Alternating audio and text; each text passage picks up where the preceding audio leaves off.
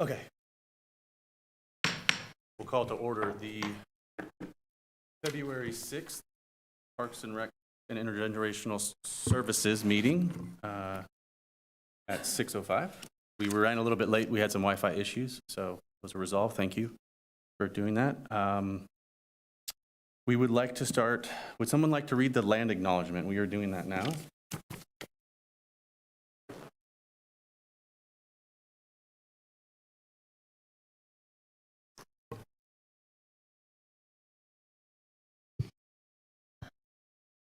We would like to acknowledge that the land in which we live, work, learn, and commune is the original homelands of the indigenous people of West Sacramento, who have stewarded this land throughout the generations. We acknowledge and we thank the original inhabitants who have occupied, maintained, and secured this place and who still exist on this land. We respect and celebrate the many diverse indigenous peoples still connected to this land on which we gather. Thank you.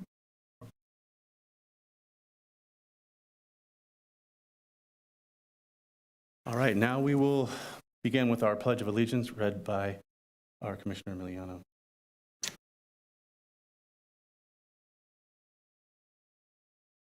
Pledge allegiance to the flag of the United States of America, to the republic for which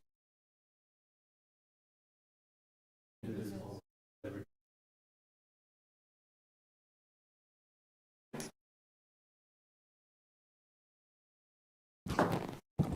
Okay, and I'm going to chime in with the roll call. Chair David Jans. Present. Vice Chair Emiliano Rosas. Present. Commissioner Arouj Ahmad. Present. Commissioner Alexandra Galvan. Present.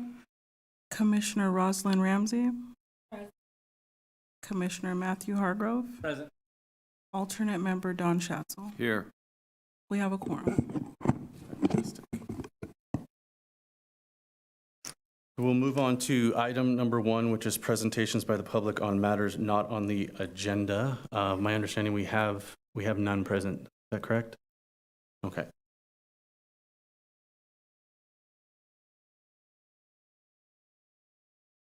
Moving on to our consent agenda.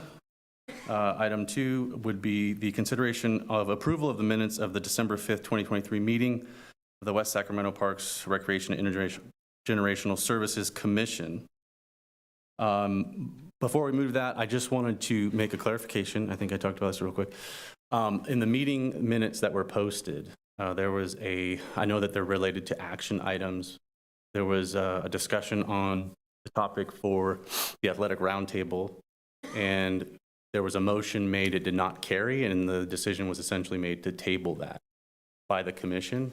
That section was not included in the meeting minutes. So for a case, just for a point of record, I don't want to go back into the topic, but for a point of record, I'm willing to move forward to approve them with that note being made in the record. Does anybody else have any other objections? Good? Okay. Someone would like to make a motion to approve? Moved? Okay, named approval. All right, great. No one's opposed? All right, we'll move on then.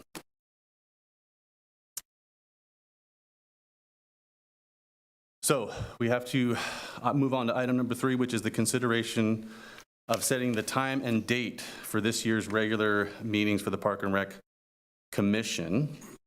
Right now, we currently do, the way I can most remember it, is the even months of the calendar year, and that is the first Tuesday of the even months is currently how we're doing that. Do we have the autonomy to essentially change that, or are we just looking to continue to keep that the way it is? I believe it is as it is, and I don't think that we're able to change it. Right, right. So we're just looking to approve and make sure it makes sense for everybody. Yes? Okay. Did you have something to say? Yeah, that's what the vote we're going to make right now, is to keep it as it is. So is anyone opposed or have any issues with the current schedule as stated? All right, so hearing no oppositions, we'll just continue to move on with the even dates, the first Tuesday of every even month. So who motioned and who seconded? I believe it was Commissioner Hargrove, and who did second? Schatzel.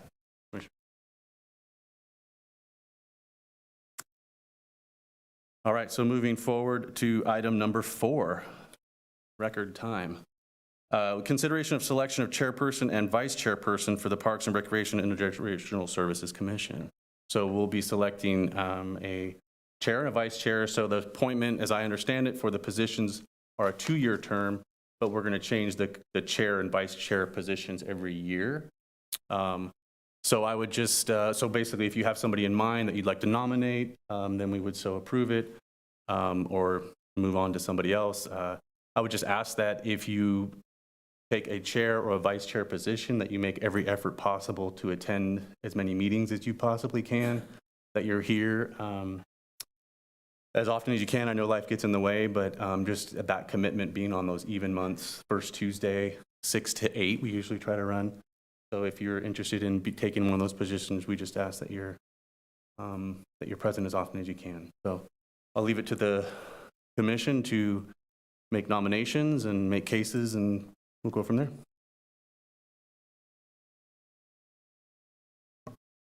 I'd like to nominate Matt Hargrove for chair.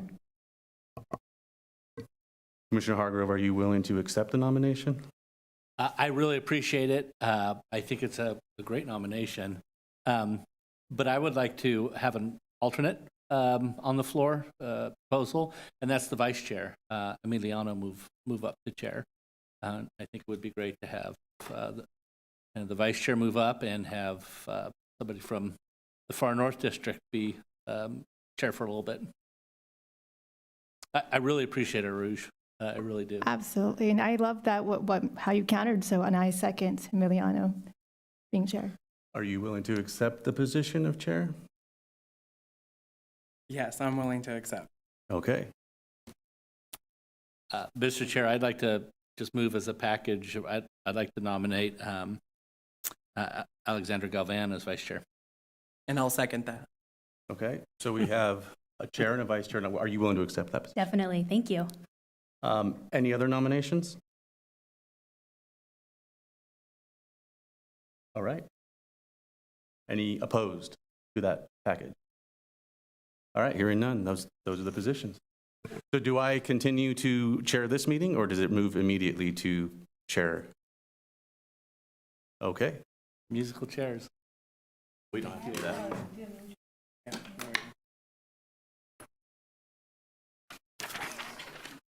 I don't need. Wrong one. All right. That will be moving us to item number 5, presentation to announce the availability of community development block grant funding.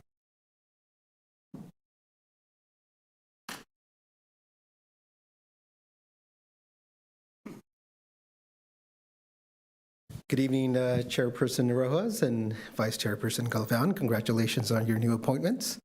Thank you for the opportunity to have us here this evening. My name is Raul Huerta. I'm the housing manager in the Economic Development and Housing Department, which manages the Community Development Block Grant Program for the City of West Sacramento. I wanted to introduce Tanya Flores. She's our newest addition to the Housing Division. She joined our department about a month ago, so she's rapidly learning about the CDBG program, and she'll be the one making the presentation for you tonight. Once she completes the presentation, she'll be available along with myself and Isaiah Alford, who manages the CDBG program, for any questions. Thank you.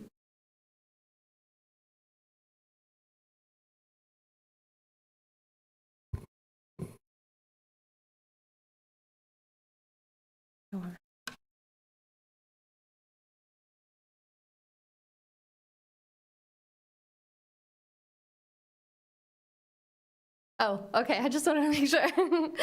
Good evening, Chairperson Rosas and members of the Commission. My name is Tanya Flores, and I'm the Assistant Community Investment Planner with the Economic Development and Housing Department. The purpose of this presentation is to announce the availability of the Community Development Block Grant funding for 2024. So just a brief background. In 2016, the City of West Sacramento became an entitlement jurisdiction, which allowed the city to receive funding directly from the U.S. Department of Housing and Urban Development.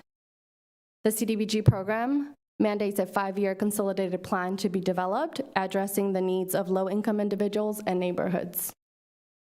Funds must align with one of the 3 national objectives, which I'll go over on my next slide.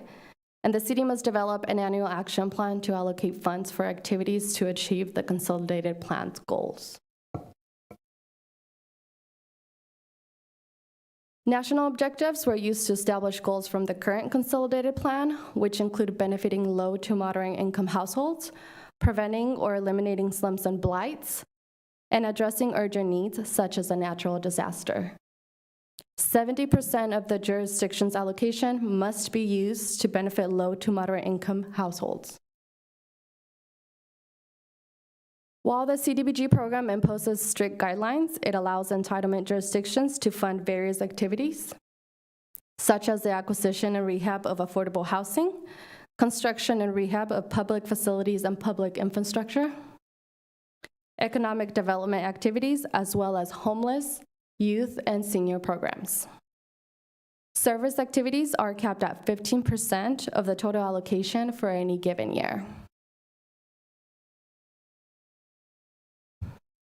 Our current 5-year consolidated plan was approved by City Council in April 2021 and centers around 6 goals, which are addressing homelessness, and this has been a key focus of Council's strategic plan for the past years, creating housing opportunities to combat homelessness, providing infrastructure improvements in disinvestment neighborhoods, offering fair housing education and counseling services, supporting small businesses, and enhancing economic development, and preserving affordable housing stock through rehabilitation funding for single-family units. It's important to note that not all goals may be achieved or funded with CDBG funds. Projects funded over the past couple of years include the Permanent Supportive Housing Project, which is the picture at the top, which was funded with 2017 and 2018 CDBG allocations to support the development of an 85-unit permanent supportive housing project that targets homeless individuals with serious mental illness or those at risk for chronic homelessness.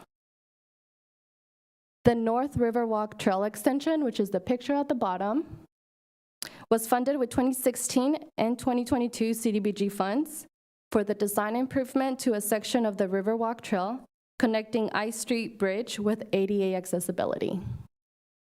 Washington and Project Lighting and Safety Project, City allocated 2020, 2022, and 2023 funds, aiming to improve pedestrian safety and visibility, which involves replacing and updating street lights and traffic signals throughout the Washington and Project neighborhoods, specifically Census Tract 101.01. Fair housing services have been a consistent fund of $21,000 annually, and Home Key Supportive Services at 817 West Capitol Avenue primarily serves the homeless population through case management. So how are activities selected? Not all eligible projects are viable uses for CDBG funds due to federal regulations. Staff strategically selects projects ready to move forward and will not expend an undue amount to meet federal requirements. The city uses CDBG funds to leverage other private, state, and federal funding sources. This year, the city anticipates applying for the Section 108 loan program, which allows entitlement jurisdictions to borrow up to 5 times their annual allocation, making the city eligible to receive up to $2.5 million. Eligible activities cover economic development, public facility, and infrastructure projects. This loan has a 20-year repayment period with an interest rate between 2.5 to 3.6%.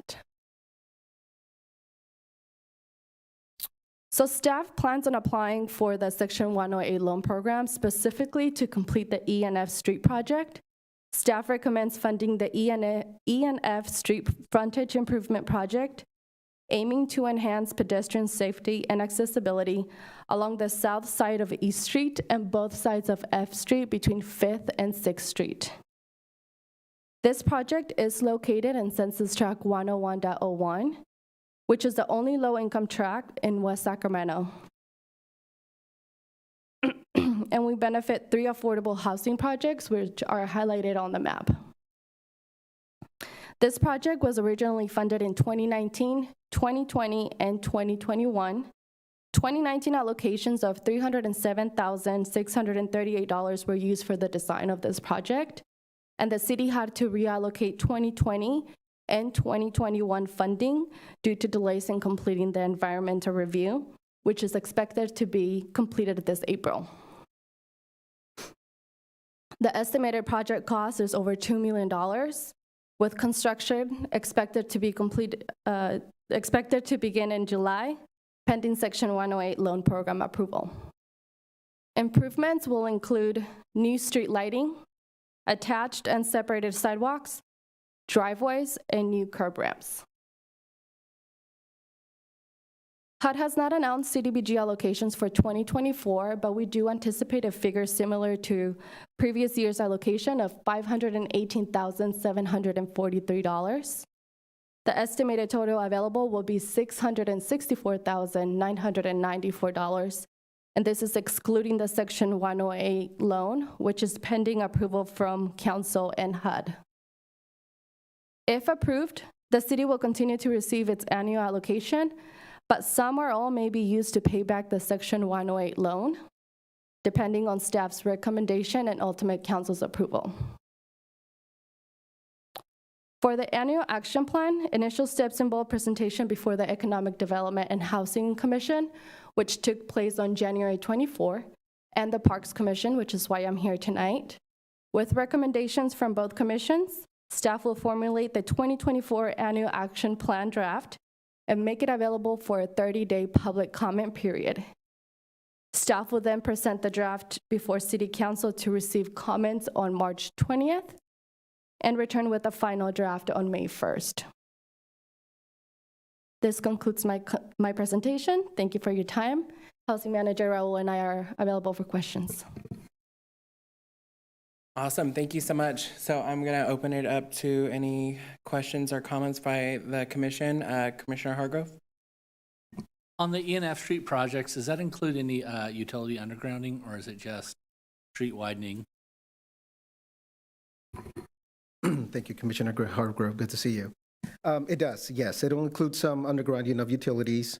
Again, there will be street lights installed in addition to some additional safety measures, and those will be undergrounded.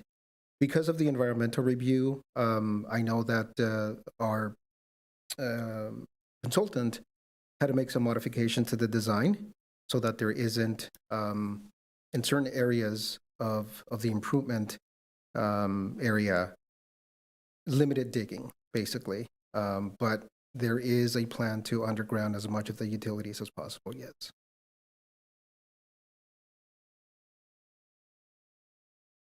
Commissioner Schatzel? Thank you. Since it's on the Parks agenda, are we anticipating any of this funds going to a park or expanding the trail or that you referenced? Are we planning anything like that? Nothing that is being recommended or proposed at this time. As Tanya mentioned, 2 years of our CDBG allocations, 2016 and I believe 2019, were allocated to the North Riverwalk Trail Extension Project. That project has been completed. I believe that city is now working on the South Riverwalk Trail Extension. Right. There hasn't been any commitments of CDBG funds, primarily because that area is outside of a low-income housing census tract. That was one of the reasons why we were able to focus on North Riverwalk Trail, because it does fall within that census 10101, which, as Tanya noted, is our low-income census tract in the city. How do we get more money? Well, unfortunately, we don't. It's the money that we receive annually from HUD is based on a formula basis, and it's primarily based on population. Right. So depending on the population, as we grow, we will get some additional funds. It also depends on what the budget looks like at the federal level. So if there are cuts to some of these programs, we may see a slight reduction. If there are increases, we may see some additional funding come our way. But again, population is the main data set that determines the amount of funding that we get. Did I hear accurately that some of this money is for mental health for some of the homeless? Did I hear that right? Correct. So we have allocated for the last 2 years of our allocation, our cap for services to support the emergency homeless housing program that is currently being run at the former Roadway Inn site. So we provide case management support to the homeless individuals that are being housed there temporarily. CDBG is not the only funding source that pays for that case management, but it is a portion that is used to pay for that contract. So it is used, yes, to support that case management support. Okay. Thank you. Any other comments from the commission? I just had a question about give me an example of when the objectives talk about reducing like blight and sort of like what that looks like. I think I've seen it around the community, but yeah, I'm just interested in kind of an example or two, like what that means. Sure. So we haven't used CDBG funds in a very, very long time for that purpose. But typically, if there's an area of the city or a block that has been blighted, so dilapidated buildings, boarded up buildings that have been in disrepair for many years and have been abandoned, CDBG funds could potentially be used to acquire those sites and then reuse the sites for other purposes that meet one of the national objectives, which is benefiting low-income households primarily. Again, we haven't really used our CDBG funds for that purpose in a very long time. It's been primarily used to assist low to moderate income households and some of the capital improvement projects that also benefit our low-income population. Okay, I guess my understanding was when I was reading it that the blight was for people who had homes. So it's not necessarily people that are private homeowners. No, correct. Right, Correct. okay. It would primarily be areas that are suffering from significant disinvestment. And again, we're primarily talking about boarded up buildings, areas of the city or buildings that have been red tagged for many years, that are in significant disrepair and pose some type of a health and safety for the residents. And then those buildings, for instance, like because one of the objectives is to help unhoused youth and seniors. Could a building like that be retrofitted to be able to serve as a community space? Like when that space is rehabilitated, what's the objective once it's done? Yeah, I mean, technically, yeah, it could be used for that purpose. CDBG funds, especially in the city, we receive a very limited amount of funds. So we would probably have to leverage additional funding to do something of that magnitude. But theoretically, yes, CDBG funds could be used not only to acquire a site like that and then reuse it for some type of a program that supports youth, homeless, or other types of service activities, as long as those that are being served meet that low and moderate income household requirement. Hello, thank you for your presentation. I have a few questions. And you might have already answered these, but it was a lot of information. The first question I have is, how do you select what the CBDG funds go to? For example, you had said like in this year it's going to the E and F Street. Like how do you choose how do you go about that process? So one of the ways that we make those determinations is by coming to the PRIS Commission and getting feedback from the commissioners on how they would want to see our CDBG funds spent. We also go to the Housing Commission, as Tanya mentioned, and get feedback from them. When we formulate a draft, we have to put it on the street for 30 days and get input from the public. So we use that as well to make any modifications.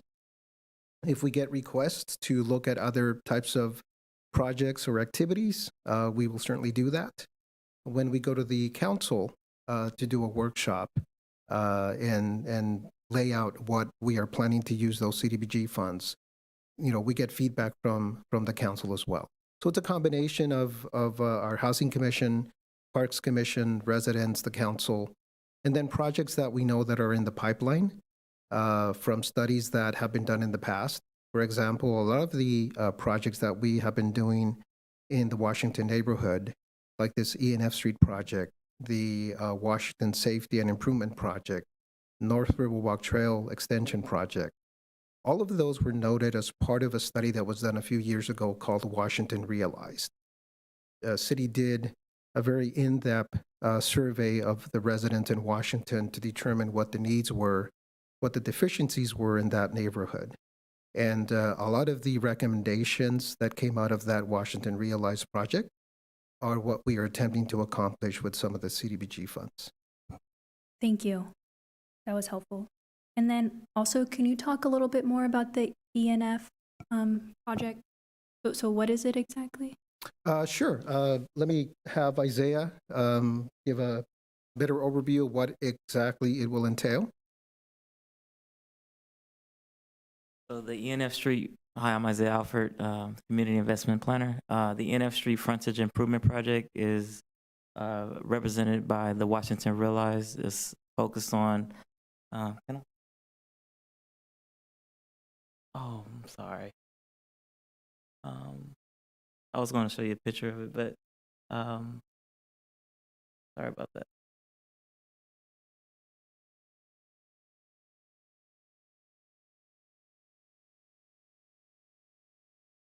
If you go back to the previous.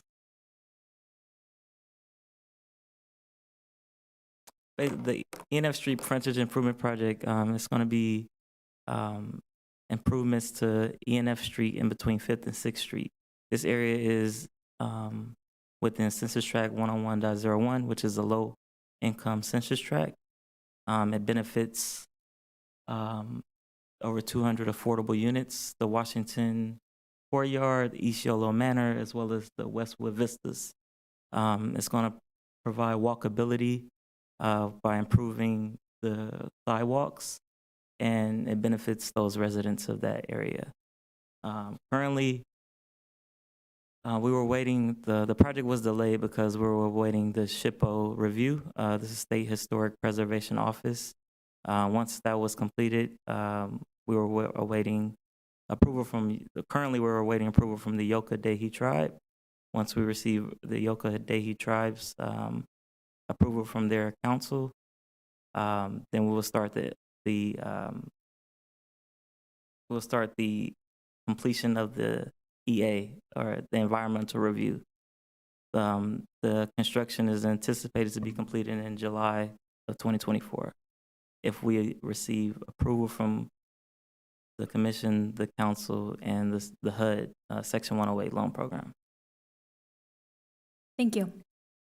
I have one more question just about the design for the sidewalks. When you say improving the sidewalks, is that based on just kind of, I know we have like a complete streets division for the city, but does that also do you pull data from like a public health perspective, or kind of what's I guess like that's trying to understand like kind of how it's like approached, the design aspect of it.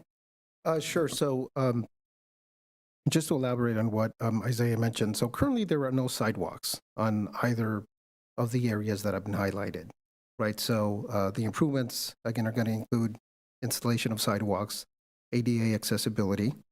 A few years ago, the city embarked on fairly significant infrastructure project on the streets closest to the river with significant sidewalk improvements that made them very walkable, very accessible. And this ENF Street project attempts to carry those improvements over to that side of the street as well. We did have to make some modifications, so will not be exactly the same, again, because of the cultural resources that were found that limit how much we can dig to make some of those improvements. If you walk that area, you'll notice, you may recall that there are like planters on the ground. There are areas for landscaping. Those had to be slightly modified in some of the areas because, again, we can't dig beyond a certain number of feet. But it basically tries to carry over the improvements that have already been completed on the streets that are closer to the river. And I can't, off the top of my head, what those streets names are, but we're trying to carry over those improvements as best as possible to this section of the city. Thank you. Awesome. No. Yeah, go ahead, Commissioner Jans.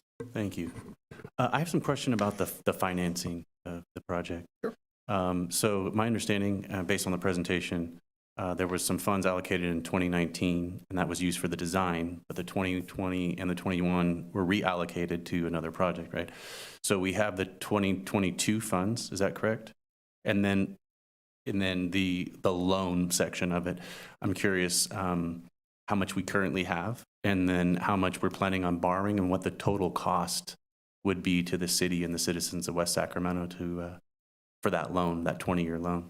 Sure. So 3 years were allocated originally to the E&F Street project. Refresh my memory. 2 of those years were reallocated to a combination of the Washington Lighting and Safety Project and to the Case Management Supportive Services. So the only funds that were left on the EMS Street project were 2019 funds that were specifically for the design. So no construction funds are currently available for that project. So we anticipate using all of that Section 108 loan to complete the project.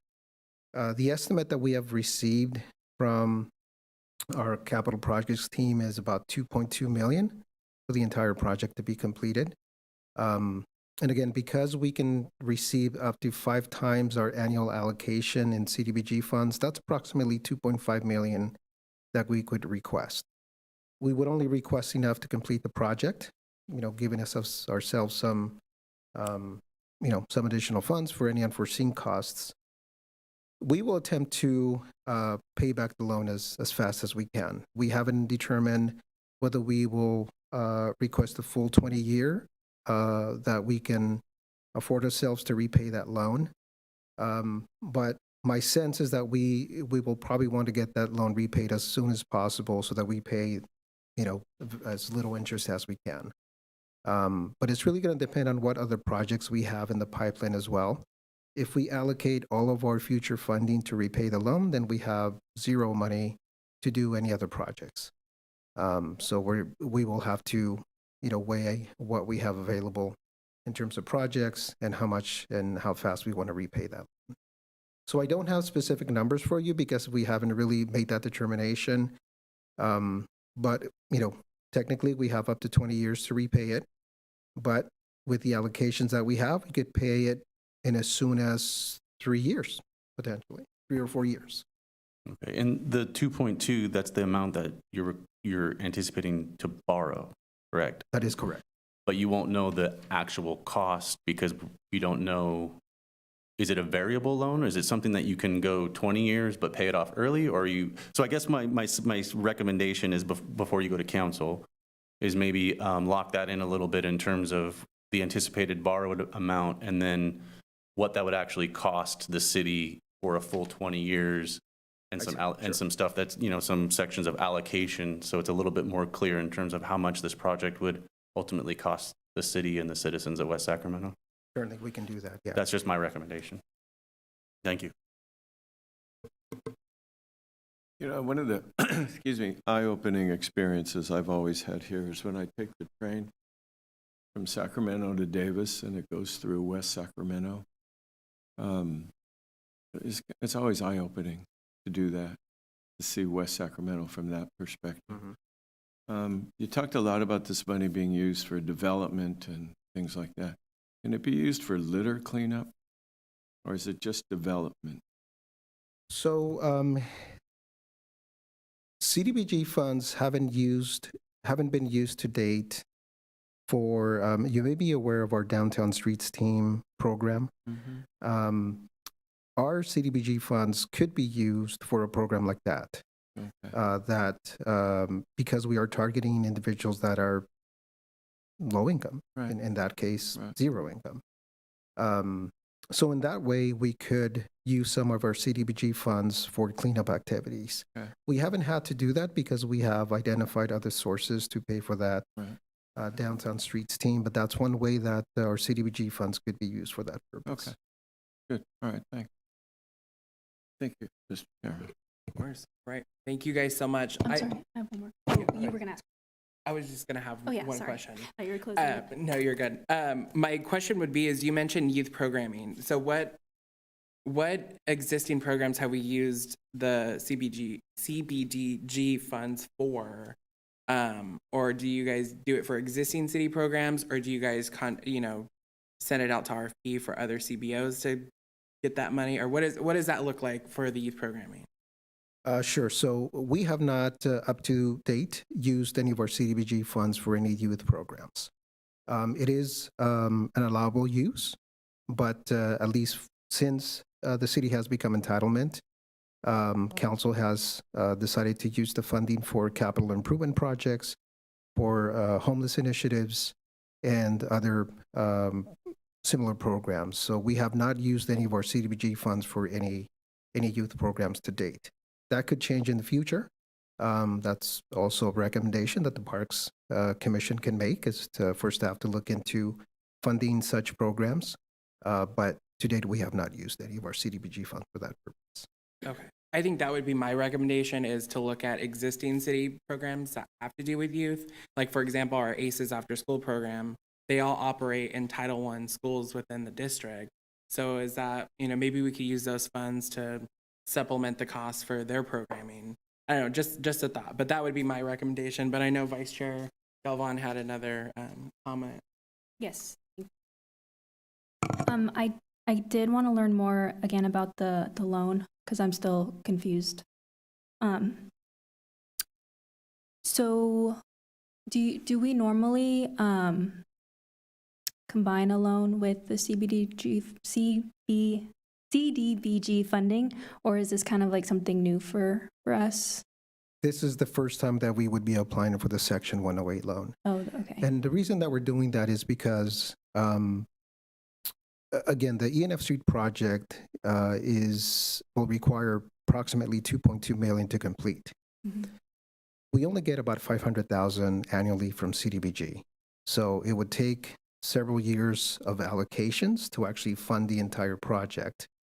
And then in terms of construction timing, once a project begins, typically gets completed within a few months, right? So we won't be able to complete it that way. So we need to get a lump sum of funds to be able to complete that project within the 6-month period that it may take for that project to be come to fruition. That's the main reason why we looked at the Section 108 loan, so that we could use our current and future allocations to borrow against and get that project completed that we had funded in the past and we had to defund because of the delays in the environmental review. But now that that is close to being completed, we have already spent CDBG funds on the design, and it's a project that the council had approved to be funded, so we want to make sure that we basically get it done. Okay.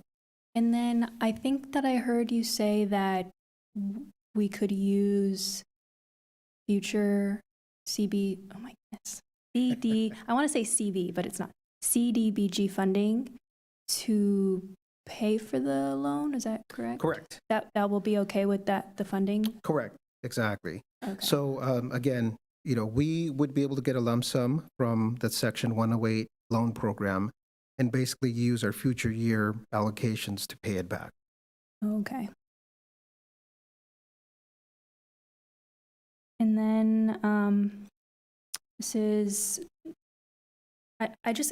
I'm really interested in what you guys are doing. I think it's really great. All the different things that you guys are fixing in the community. I want to learn more about everything that you guys have been working on, because I know it's more than just some of these projects. Is that something that we can maybe hear, just like specifically all of the successes that they've been working on in the future, at a future meeting?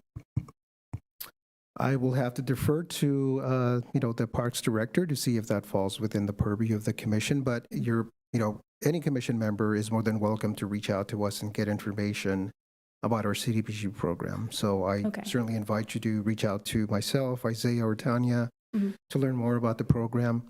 Okay. In terms of providing a more in-depth presentation, I'll have to defer to the Parks Director on that. Okay, thank you.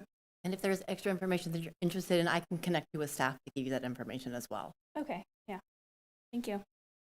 All right. Well, thank you so much. We won't hold you guys up any longer. I know you guys had a long day, so thank you very so much. much. All right, moving on to item 6, update on Bright Park Master Plan implementation project.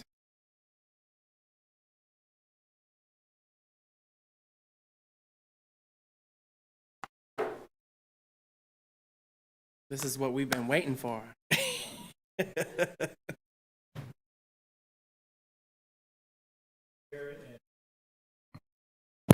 Good evening, Chair and members of the Commission. I'm Jay Chahal, the Construction and Facilities Development Manager in the Capital Projects Department. And tonight, I'm accompanied with the Verde Design Team, and we're going to be going through the most recent iteration of the Bright Park Master Plan implementation project. And I'm going to start it off with some background on the project, kind of roll through some history. I'm going to pass it over to Chris Sullivan from Verde Design Group. He's going to roll through some of the current designs that we presented to the community here on the 24th of January. And then also we're going to go through some of the survey results. We conducted a survey that night and share that with the commission. And so without further ado, I'll get going. So the master plan, kind of going through the history, the reason why we keep going back to this and reiterating it is just so to show the commission and the community and council where we were in 2013 when this first started out, where we have came, and then also to reiterate that the components that made up the master plan back then haven't changed. They're just reoriented into the site that it is today. So back in 2013 was when council adopted the original master plan. It included properties of Bright Park, Alice Norman Playfield were not part of the actual plan, but the adult softball field was in the outfield of that. And then the Holy Cross School, there was a field out there. Since that plan,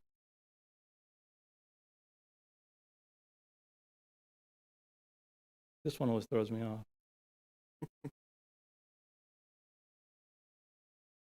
There we go. Okay, since that plan, in 2019, we had some refinements to that, and that encompassed kind of bringing everything back into Bright Park proper. I still had the pool component that was across the street. Since then, Washington Unified School District also had a reiteration of their master plan, which formed us to kind of consolidate everything into Bright Park proper. So in last year, this time, cities West Sacramento put out in the Capital Projects Department, in conjunction with the Parks Department, put out an RFP to select a design firm for the project.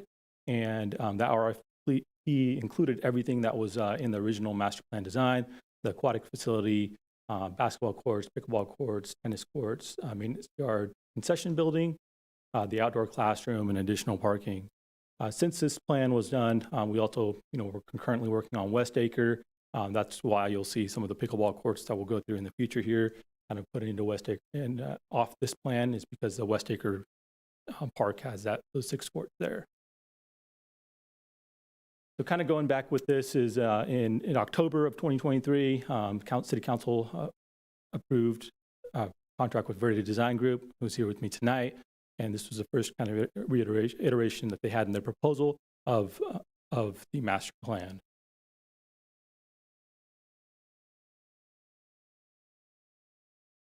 And to kind of give over, a site overview of this, the whole project site, 24.12 acres. It includes the little component right there by Riverbank Elementary, and that is the tennis courts over there. And then it also will have Club West, the outdoor classroom, in the scope of this project. And now I'm going to hand it over to Chris Sullivan, who's going to go over Verde Design's proposal. This button right here. Good evening. As Jay mentioned, for the overall main programs, you can see we have 3 softball fields fully dedicated. Going up to the upper right corner, we have the outdoor classroom that then heads down to the 2 tennis courts that'll be renovated. Those are both joint use with the school and the park. As you go further down, we have the exercise stations, a new basketball court that brings you up to the sort of the main soccer fields. The number 6 darker color is a synthetic turf soccer field. The other soccer fields and multi-use soccer fields on the 7s are the natural turf soccer field. Going up into the aquatic center is number 8, with the maintenance yard being number 9, 10 being the dog park, and then 11, we knew there was additional parking that needed. So we have parking at variation of areas throughout the site. Going further into detail, the softball fields will be fully dedicated. They'll be lighted. They'll each have chain link dugouts with roofs. The brand new backstops will have netted hoods to help protect foul balls. There will be netting located around perimeters, the outfield, based on locations for safety. One of the main fields, not yet decided yet, will have sort of their championship field. They'll have a scoreboard. Number 9 in the middle is concession, sort of storage building. And as mentioned, 10 is the outdoor classroom. For the soccer fields, as I mentioned, the first one is a synthetic turf soccer field. It will be perimeter fenced, whether it's chain link, ornamental, we've yet to decide, but it will be a secured area at both ends, and depending on the multi-use orientations, it will have netting, so we don't have balls going into the parking lots, hitting cars. You can also see as we go to the natural turf fields, we have pretty much the 2 main soccer fields, and then you can stripe any of the other fields with U6, U10s, U14s, U12s. So it kind of varies depending on what main tournament's happening that weekend or how they want to use their practice facilities. As you move up, we have the aquatic center. There's a 4-lane. There's a wading pool where kids and elderly can just walk in. There's no steps. Fully enclosed security fencing. It has on-deck pool equipment storage, men's and women's locker rooms, restrooms. One thing that was heard on early on was trying to get an admin and community center, so that's added to this. And then just outside is it sort of the picnic area, splash pads, shelters, and another restroom building. That'll take care of mainly the soccer and softball tournaments that are going on. Near the maintenance building, maintenance yard, you'll see up at the end. It'll also have the pool mechanical building, and then we'll have the large and small dog park. Those will be fully enclosed and separated. You can see we also have some additional parking up in that area. This presentation we showed to the community, kind of showing the circulation patterns, how big this site is. We knew there was mention of trails and jogging paths, so we tried to show different circulations and how long those distances are. The red dashed lines, 0.7 miles going all the way around the campus. You can kind of see if you just wanted to maintain around the soccer fields, it's almost a half mile. And even if you just wanted to go around the 2 soccer fields, it's 0.3 miles. We knew parking was tough, so what we did is we tried to add, you had existing 47 stalls. We added a total of 262 more. You can see mainly at the main entrance area into the soccer fields. We have them up in the left corner. That's for the pool and the maintenance yard area. And we have some 1 bay near the softball fields. The next few slides is basically just a chart showing the original master plan to the 2013-21 master plan, and then what we've added or has matched since then. Some of the main differences is the soccer fields. You can see the U6 and the U8. It currently had 6 and 4. On our master plan, we show 4, but again, depending on what you want to stripe, you can have actually up to 8, depending on what kind of tournament you have that weekend. Softball fields, we have hooded backstops, safety netting, key features that are added. You can see with the star, Jay mentioned we did remove the pickleball courts, but we have the basketball courts and tennis courts still. Swimming pool. One of the other items, obviously, we added is another concession/restroom building. We kind of have one near the softball field and one main restroom building near the soccer field. This area just shows the additional parking that we added. The maintenance yard kind of doubled the size per original master plan. And we added the dog park, bioremediation that typically we need nowadays for stormwater management, and the outdoor classroom. And then this was just kind of our last slide we had. Obviously, tonight we had the commission meeting, and we're hoping by the summer to have 50% drawings to take it to city council.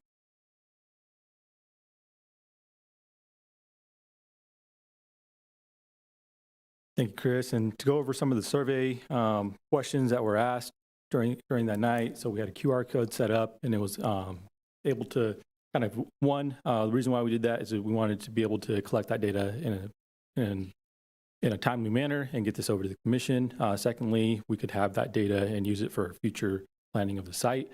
So some of the questions that's attached into your commission report on attachment 4 is provided, and that's the survey questions. In those questions, one of the first questions that we're asked is if the community liked the master plan and what they would like changed. Over 56% of that was that they liked the proposed master plan, or 54.8% proposed the master plan, and it kind of went into what they liked about it, and broke that further down to give us further data onto if they preferred the combination, which we have presented to here tonight, of the natural gas field and then the one synthetic field. And then the majority of the community did like that component of having natural gas as a component as well on the play field. And then the layout of the aquatic facility. In this master planning kind of effort, we want to make sure that layouts of where things are in the design early on make sense to the community, make sense to the commission, make sense to the council of where things go in a park. So kind of the layout of the aquatic facility as it was first mentioned when it was brought to staff and kind of gone through on a programmatic level, things were kind of changed around on how they flowed. And as you saw on the map that was presented tonight, it shows more of a drop-off area for parents to just kind of drive into and drop off children, still having a visible line of sight until they get into the facility, also adding the community room. So overwhelmingly, 74%, as you see on the survey, like that kind of layout of the aquatic facility. And then the restroom. So originally, the restrooms were kind of in combination with the concession stand right there. And it was right by the softball complex, the adult softball complex there. And there wasn't any way really to fit everything that we needed for a concession building and a restroom building together in that smaller space. And I say small space, it's still over 50 feet wide, but this is a big restroom facility to support this site. Overwhelmingly, with the movement of that restroom facility more towards where the splash pad is, and the aquatic center still has great access from the all-weather soccer field. We had a result of 74%. And these response results are pretty consistent. So we had 78 response results in here. We averaged from 70 in the higher 70s to almost 98 responses on the first question. So it kind of gives us more data on these decisions. And additionally, we did allow the public to, if they didn't like something or if they wanted additional comments, to have those in there. Staff is working right now is to answer some of these questions. They are provided in the report. Some of those comments were more geared towards walking loops. So that's why we showed, what loops we have in there right now it is, the understanding that we are losing that track that's currently out there, but in walking loops around the park, to achieve what we're trying to achieve with the soccer complex and also maintaining an adult softball facility, we're able to still meet that requirement of having enough walking loops. Parking was also brought up, so the addition of 262 parking spots is a lot, but still to program a site like this, it's barely enough. So we're still working, in trying to find more use of parking. And it also was brought up on some of the comments of EV charging. So this plan, as it creates its next iteration, will have the adequate requirement that we require as a city for EV chargers per the amount of parking spots that we provide, and ADA spots as well. With that, I would like to kind of turn this back over to the commission for any other further questions that you may have for me. And if I can't answer them, we have the design team here as well to help support me. All right, thank you. Opening it up to commissioner comments, Commissioner Hargrove. Thank you. I was just curious, are there any public comments on this item? No public comments? One of the things that was brought up to me was pickleball courts, and it looks like they have been relocated to Westacre. Wonder why if you can go in a little bit more why the pickleball courts were relocated, and is there a concern that that's a much smaller park? Pickleball is a noisy game where when it's next to homes, there are complaints about it in other jurisdictions I've seen. So just curious why the pickleball courts were moved, so I can explain it to folks who asked me about it. Yeah, Before we start, excuse me, can we just bring up that master plan image? Yeah. Just so while we talk about it, we can see the overall master plan. Thank you. The large one, yeah. Sherelle, can you open it on the, okay, thank you. Let me get it right. Here we go.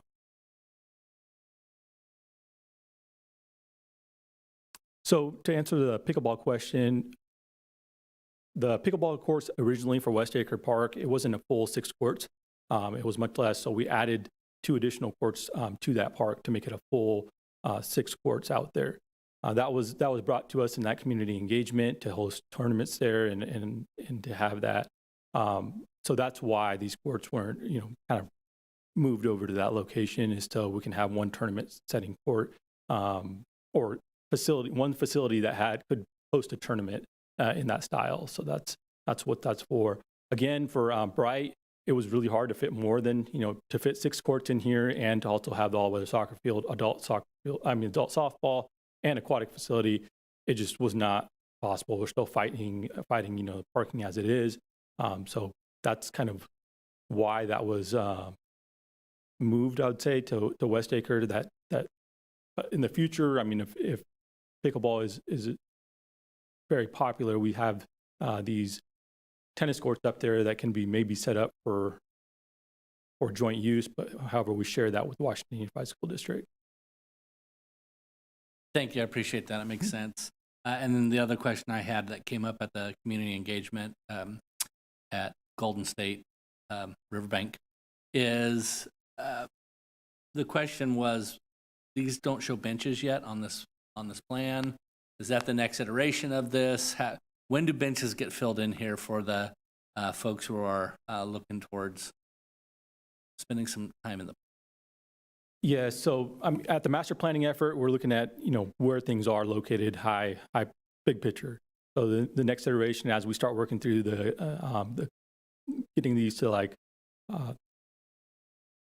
by the 50% design component, when we're starting to design out the project and getting it more of the construction document set, that's when you'll be able to see benches, where things are, what kind of surfaces we're using for the synthetic field, what, all of those elements, what kind of benches we have, what kind of lighting we have, those iterations will be worked out at that point.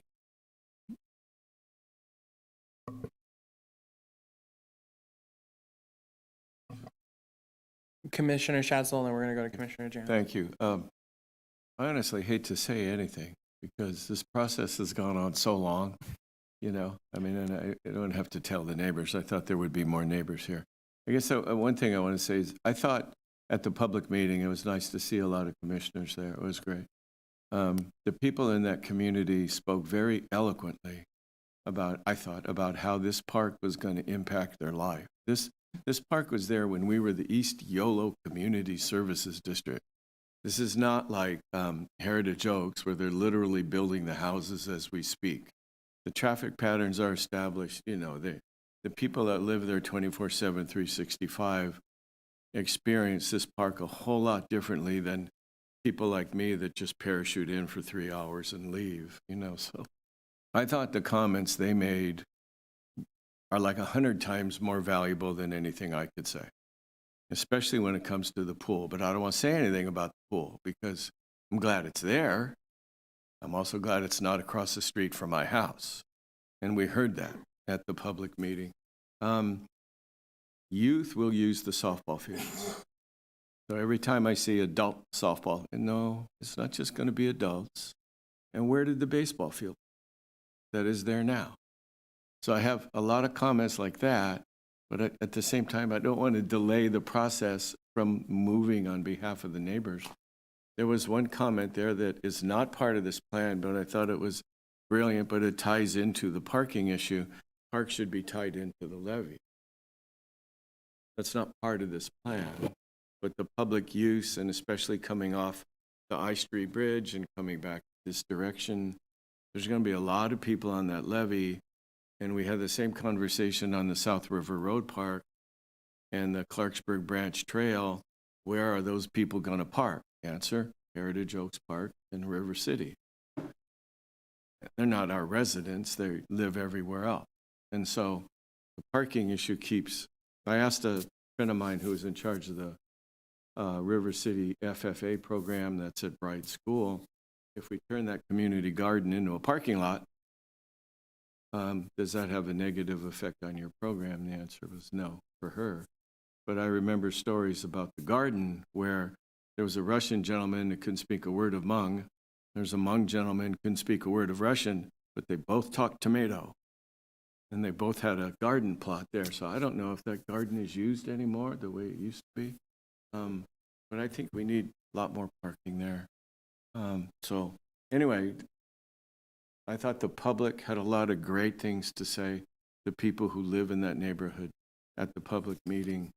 So I'm glad you're paying attention to that, and we'll address their comments, a lot more important than mine. So thanks.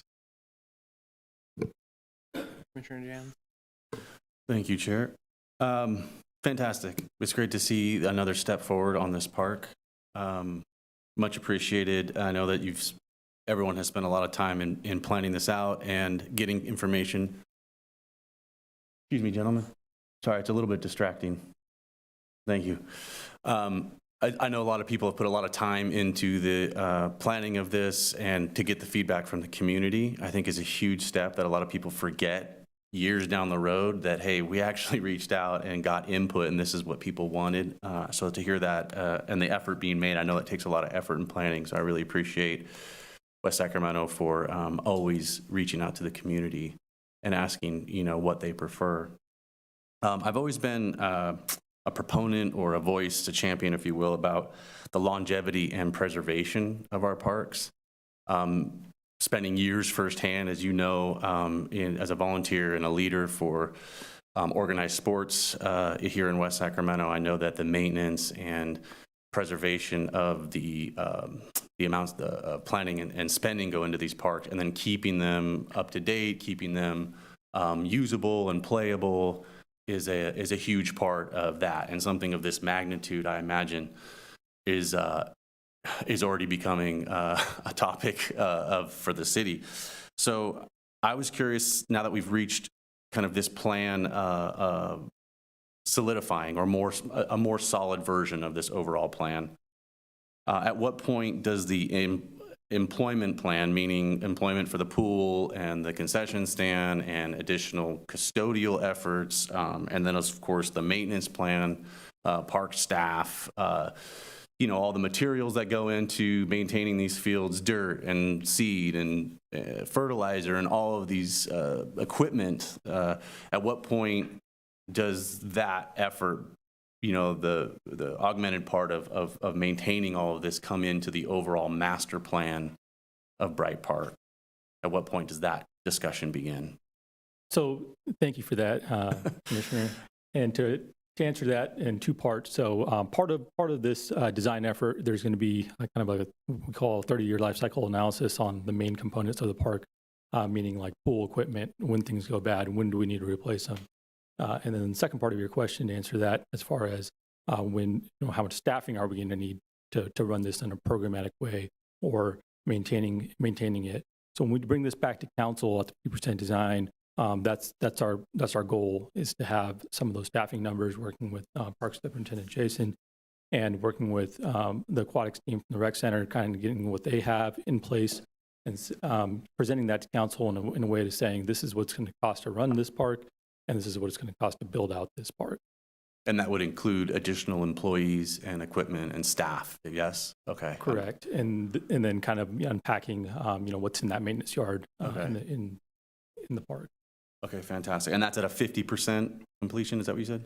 Yeah, that's when we want to have some of those rough counts of labor and what it's going to take to maintain this, and kind of diving deep into there. The full life cycle analysis of those main components, that'll be done at the end of the design process. And what percentage are we at right now? So right now we just finished the master plan. So we hope by summer this year to have the 50% over to council and make that kind of decision making. Portion. Okay, I see. All right, fantastic. And would we be a part of that at all, planning, or like at least get to see a presentation on it? Or? Yes, you would. Yeah. Great. Similar to how we have it in a workshop fashion tonight, we would present it again, and then at that point, we'd send council. Wonderful. Yeah. So the surveys of the community, I know it's come up multiple times. Where does that data go when it's collected, and does it stay somewhere? I mean, I'm hoping it does, but where does it go on, like, can it go up? I guess what I'm here, let me just spit it out. Can we put that on like our city webpage as part of the project of like, hey, this is what the community responded with. This is when the sessions were held. Yes. If you weren't there, sorry, but this is what we got from the community. And then preserve it. That's part of the reason why we kind of use the QR codes for that too. We use sticky notes, and that's great, but it really captures, in showing it the data in real time and what people answered, what their questions were. So that's something what we can provide. Right now, we're using the Parks page as an update to provide updates on the project. That's something that we can also post on there. This is a result from the community engagement, and that's why we are taking the actions that we're taking. It also shows, how many responses there were, and we just obviously for confidentially for the emails, we just redact that information, but everyone knows if they put their comment on there on what it would be. Yeah, I mean, just pie charts or, something that just shows that, hey, because I know that's a major effort for the city, and it gets disregarded, I think, too often. And when people see a park, and if they have a negative comment or a positive one, whatever, but it seems to be forgotten that, hey, this, all of this happened. It didn't just magically appear overnight, and that it can be referred back to of, hey, here's the data we collected, and this is why this field is here, or this is here, whatever it may be. Just an idea. This is just strictly an idea. But if the park is being used as, I know there's a big track that's being taken away, and a lot of people do use that track. So it's great to see that that's being kind of planned into the overall master plan, an idea for that. But again, going back on my experience in organized sports, the walkways themselves can get a little bit crowded with wagons and families and people kind of using that. So an idea, just a thought. I don't think it would be a very expensive one, but to maybe have some sort of a directional markers on those loops that are kind of dedicated or designed for people who want to run, or they want to walk the park and utilize the equipment. Maybe some signage or some paint on those walkways that say, hey, like if you're going this way, you stay on this side, and if you're going this way, you stay on that side. A lot of people kind of forget about that, and then it gets a little bit convoluted and cluttered, and people, end up running into each other, et cetera, et cetera. So just Just something simple like that for any area that's dedicated to that walking space, anywhere that it might get a little tight. And then my last question is in regard to that lower field below Alice Norman playfields. I saw that on one of the slides. It looked like there was a baseball diamond and a multi-use field in that big section of field behind the school there. Is that part of this master plan, or is it a separate item? That is not. So at that point, that was for adult use in that open kind of space. That was back in 2013 when that was done. And from that now, actually on January 17th, council approved a master to do this kind of planning effort for Alice Norman Park. So that park will get a master plan, and that was just approved by council on January 17th. So that park will foresee in the future a master planning effort, just like we're doing tonight. So that particular section right there will be a separate plan? Yes, that whole park will have its own plan for Alice Norman. Oh, I see. The Alice Norman playfield is going to get a whole Correct. plan. Similar to how we did Memorial. Got it. Complete renovation of the design for the whole complete renovation of that. Okay, and that'll include that open space Correct. beyond that. It's not a majors field, but I don't remember. It's been like 2 years and I already forget. The minor field, right? Correct. Yeah, right below that one. Okay. Okay, I do actually have one more. I apologize, sorry. But I saw that it said that the artificial field or the synthetic field was going to be lit and fenced. Is that correct? So does that mean that access to that field will be limited and organized through the city? Yes, that is correct. Right now, that's the direction that the Parks and Recreation Department as far as programming it goes, and that's just to follow many other jurisdictions in our area. When they invest this much amount of money into a field such as this, to keep it protected, it will be fenced. Okay, yeah, I know I support that. I've been vocal about supporting, again, for the preservation and longevity of the use of that field. It can get it's so expensive and it can get destroyed so quickly. I think that's a fair balance of having open field play areas right next to it with something a little bit more preserved and professional and readily available year round. I think the trade-off is absolutely fair. So I support that as well. Thank you so much for all the effort, everybody. I really appreciate it. This is a great park. Commissioner Ahmad. Thank you. Thank you, Jay, for your presentation. I think I want to just clarify something for the record, only because I was CC'd on these emails and I called the city earlier today. When they said there was no public comment, there was a public comment that was submitted online. I was CC'd on that email because that person then said that the emails were not redacted when it was, so when you said there was no public comment, that wasn't my understanding. To explain? So because the person is not present, we can't comment on it, nor can we read the email I understand out loud. that, but I think when it said there was no public comment, I just sort of threw me off because I'm like, I think we can, because for the record, then it shows that there's no public comment, but there was submitted online. So it's not technically a public comment. It's a separate thing, and so you'll receive that message after this meeting along with the other materials. We spoke about it earlier, so. Okay. So I wanted to make sure that was out of the way. Thank you. So I think you answered this question when you were addressing Commissioner Jans about additional public meetings, because I think at the city council meeting that I attended a few months ago, they had mentioned there'd be more than one meeting, and you mentioned in the summer there'd be a second workshop, similar to like how you had in Westacre, correct? Right. Okay, is there a total? The number that would be at the council meeting. So the next meeting, the next time we would be bringing the plan back for comment or anything would be at the 50% design. Okay, yeah. So it's similar to like what we had at Westacre. We had just multiple community kind of workshops until it was finalized, is my assumption. Correct. Okay. So my question was about the survey, and I want to iterate what Commissioner Schatzel said about just, like we kind of throw up some ideas and things, and it was moving to hear from, I walked in a little late, but I walked in at the time when a lot of the senior folks were speaking, and so folks that, I'm not from this community originally, I've been here for a chunk of time, but these folks have been in that community for a very, very long time, so I want to honor what they were trying to express. For me, as coming to this approaching this park in the way I've used it with my family, it's from a very like sports heavy lens.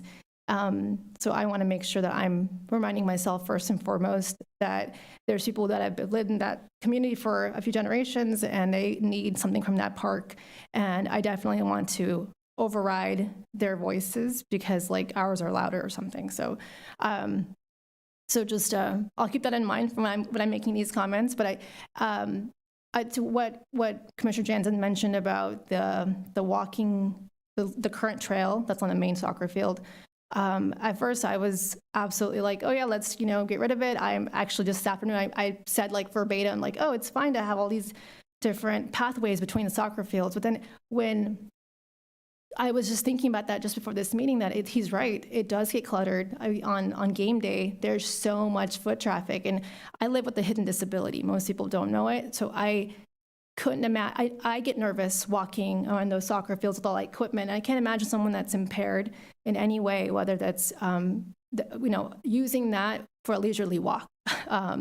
And because Bright serves such a hub for soccer, that's year round, like competitive, recreational, especially in the fall though. But fall is when it's nicest out. That's when you want to be out. And now there's like spring league. So there's, it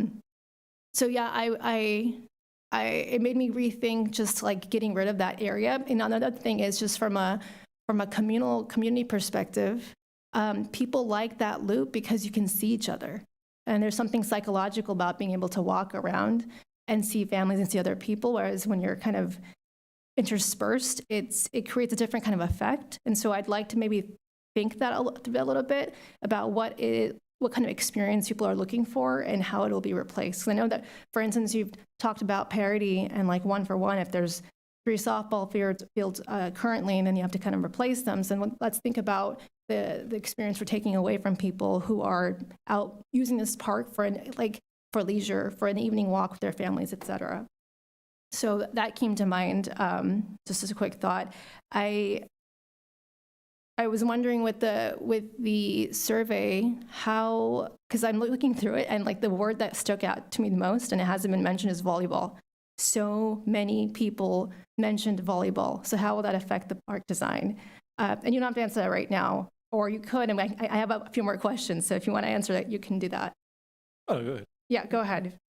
Yeah, so that was one of the things that was mentioned in there. We did notice that when staff was reading through this, volleyball was mentioned. So as we mentioned before, with the removal of pickleball, if we go that route or if we don't, we'd have to kind of go down that route if it's available. But another thing to remember is this is a heavily programmed site, so maybe that can fit better when we do the Alice Norman master plan or anywhere else. So we're kind of going through that iteration. Okay. Can I respond really quickly? Sure. Just in terms of like the walking loop, that was one of the big access barriers that we had in terms of the ADA requirement. So that's one of the reasons why we had to take that out. But I do agree that definitely walking loops are very important. And another thing, the one difference between this and Westacre was through Prop 68, so community engagement was huge. That's why we had to have such a huge community outreach and effort. And community feedback was part of how we programmed that, whereas this is a little different because the community has been speaking about what they wanted there for 20 years. So this is about basically just refining that, kind of reorienting, and some minor modifications, but basically it's really respecting that initial plan and the planning effort. That makes sense. I understand there's components and kind of that you have to work by, but I think in just terms of like how creative we can be in providing that experience for people, to be just, I don't know, that just was a thought that came to mind.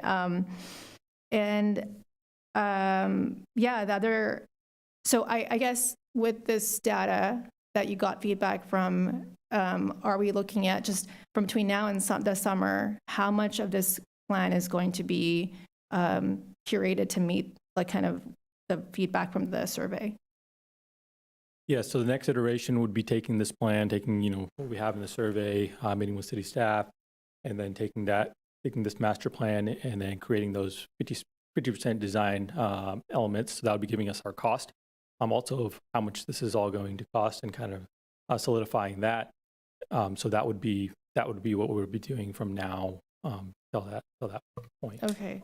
So like, for instance, the thing I read a lot that came up also was about lighting. And I know right now the two main fields for soccer are lit, but the number 7 closest to Todd Hunter is not. And is that how, because I know right now between now and then you're trying to figure out the main design and get it 50% and also figure out budget. Lighting costs money. Will that be prioritized because folks are saying it, or would that just be basically like solely on budget? Right now, I mean, we have that number 6 field as the program field for being lit.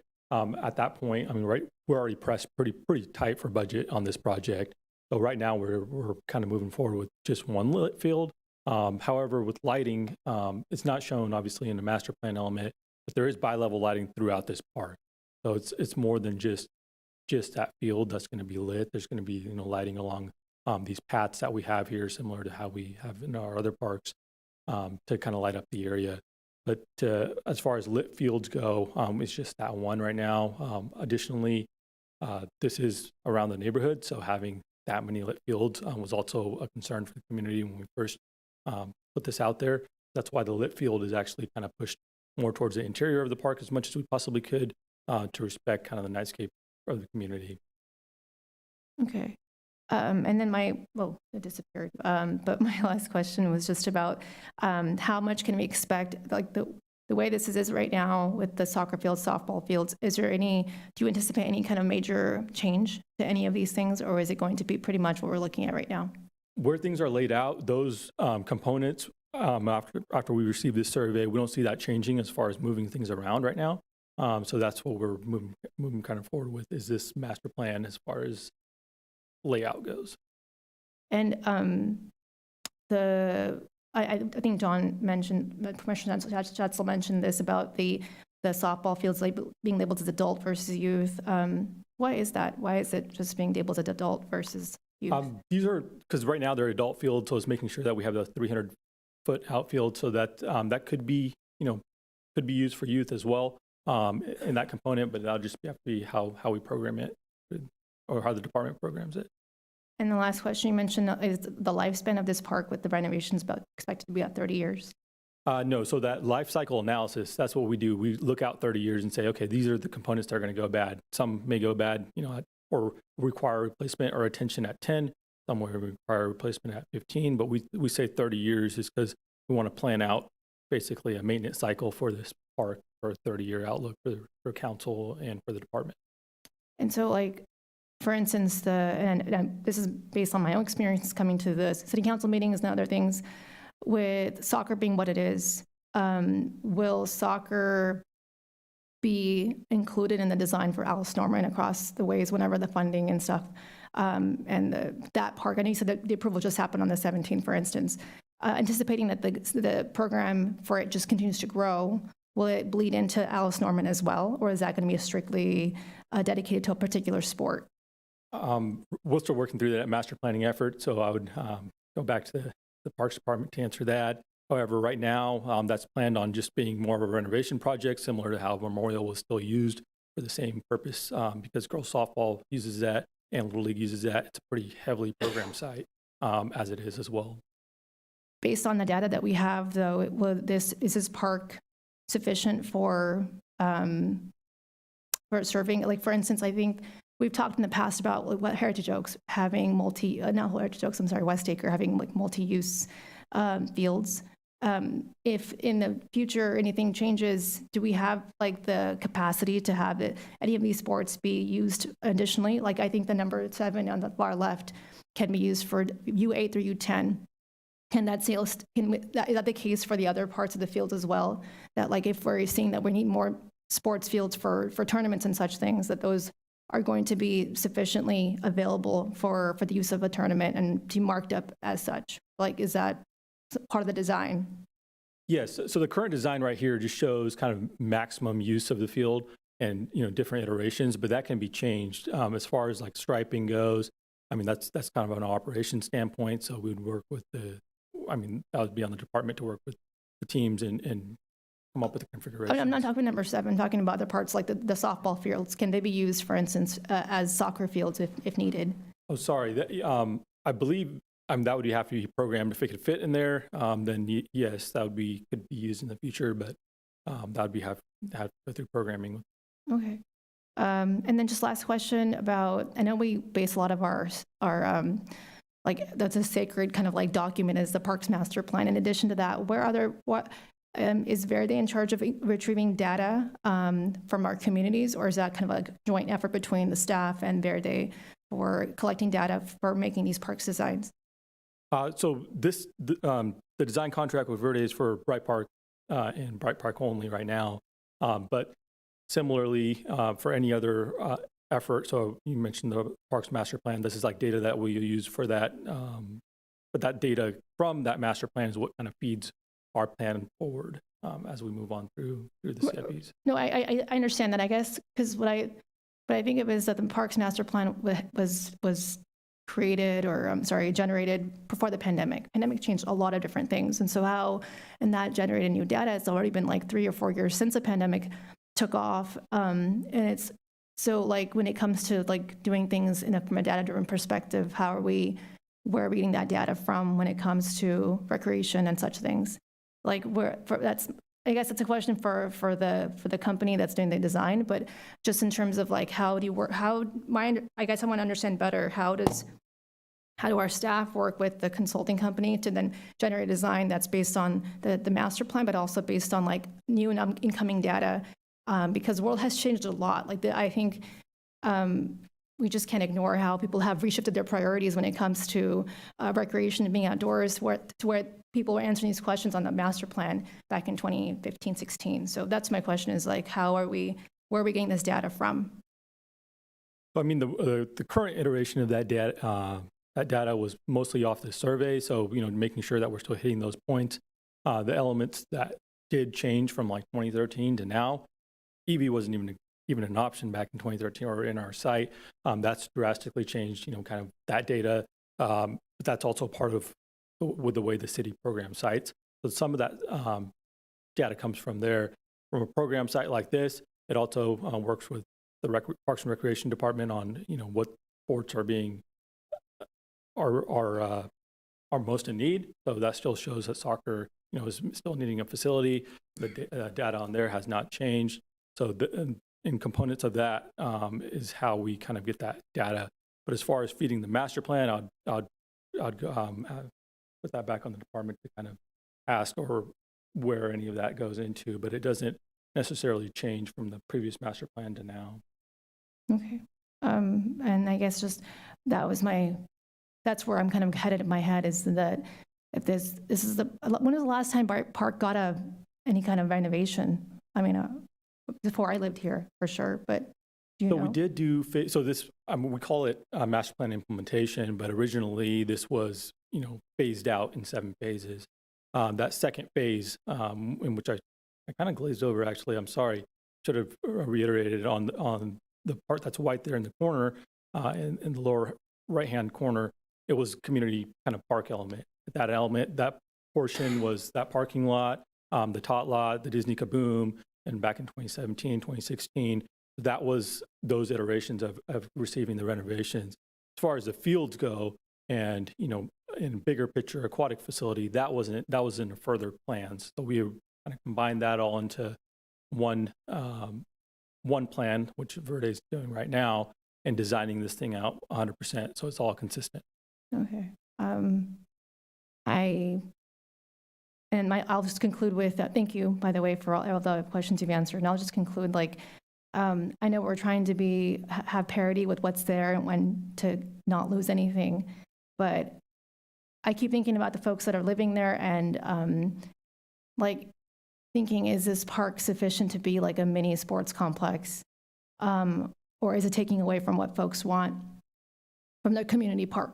And I know that there's the pool component, but I keep looking at what's there as Kaboom and whatnot. And again, not wanting to take away from anyone's, but if number one, the softball field, not number one, sorry, I'm looking at the lower corner of the softball field near the Kaboom Park. If there's a way to help create kind of like a loop or something where people are able to go to this park and feel like this is a regular park, a community park. I think it might give people what they want instead of feeling like they're at a sports complex, no matter where they go, or they have to cross the entire park to go to the more traditional park part of it.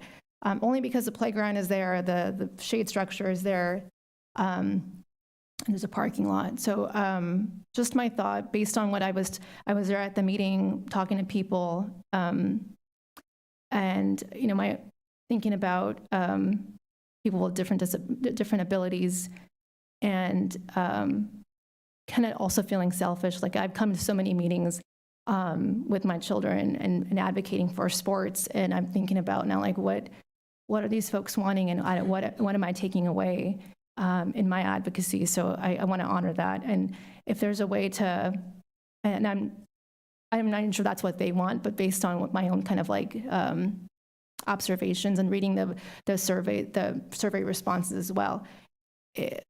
I don't know how to do that. You have experts work on it from the design perspective, but just because it's there and I'm like, it sticks out, and like if there's a way to kind of bring that part to be more kind of like a loop. So just a thought. Thank you for answering all my questions. I might have some more, but thank you for now. Yeah, go ahead. This is a great example of the direction thing I was kind of mentioning. Like if you could like almost color code for people who want to like use the outer loop for almost a mile, right? They could run on the outer loop on the red or whatever it may be, and then if they want to just do the softball field loop of a half a mile with the exercisements, and then they can follow the blue, something to that effect. Like just an idea again, but this is a perfect, it's already laid out really kind of, and then maybe the yellow part isn't really part of it. It's just for people, on their families in traffic, so, the foot traffic for the fields. But if they want to utilize it as an exercise field, they follow the blue or the red, something like that. Thank you. Yes, I have one question, well, maybe more. Is this a kind of close to a final plan? So the component of that is, so the master plan first is the refinement. So as Aaron mentioned earlier, this master plan had been, conducted in 2013. Some components changed. We put it all in one site, so we kind of had to make some refinements to it. That component is being solidified right now. And then the final design of this, what we see on the screen right now, would be done in this process. Could we go back just one thing? The one that... To this one? Yeah. Right. The main objection I seem to hear from almost everyone that was there, was the location of the swimming pool. Maybe I was just happened to hear those people, but I also think that your maintenance yard is too close to getting destroyed very easily because it's around Riverbank Road, and around a parking lot. When there's no one else around, I could see that that's kind of away from everyone and away from all visual looks. So I'm just kind of wondering about the maintenance yard being right next to the road in the back.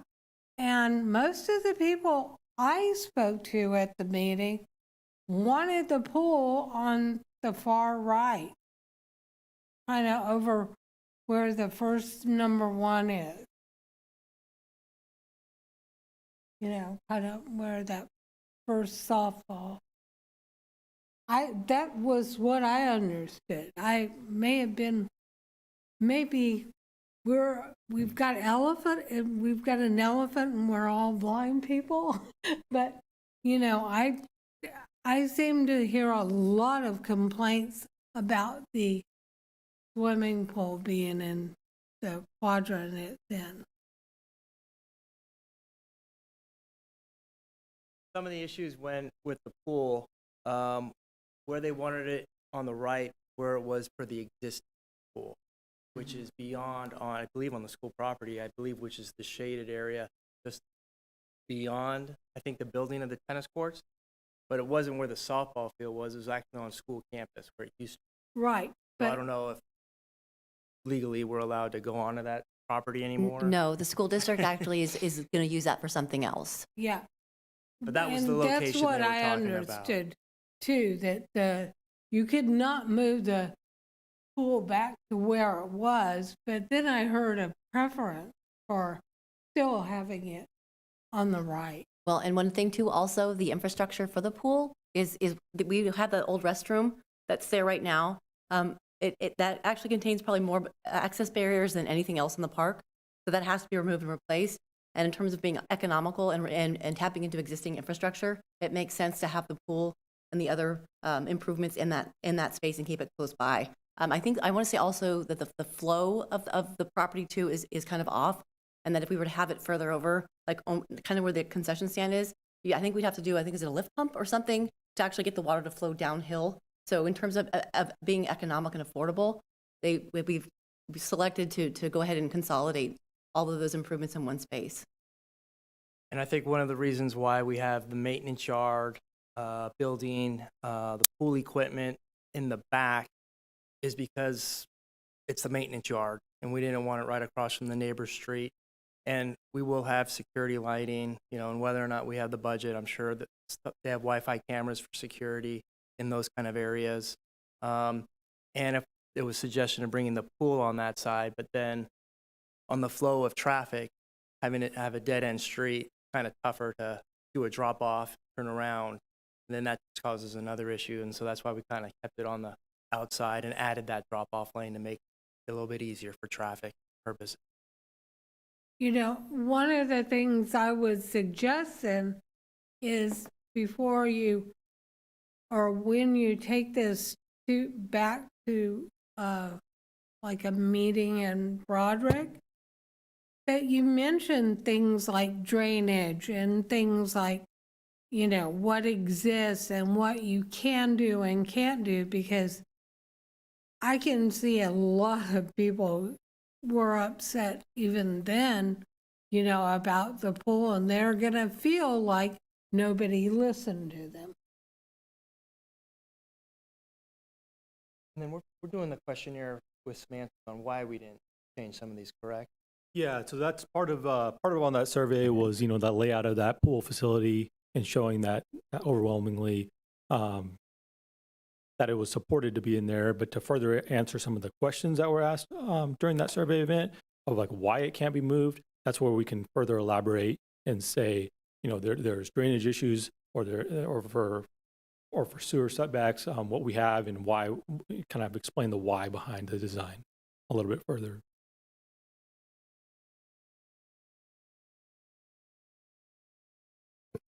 With respect to that, I think I'm jumping ahead.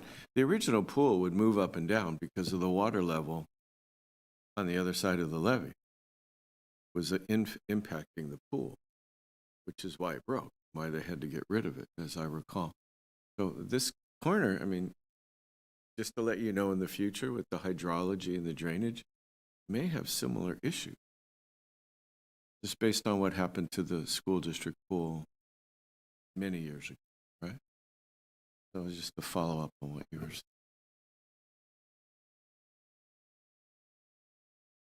All right, any more commissioner comments? Go ahead. What parts of the, because I know you mentioned, like, for instance, with Prop 68 and West Acre, there are certain things that we could not touch. There was just part of the grant.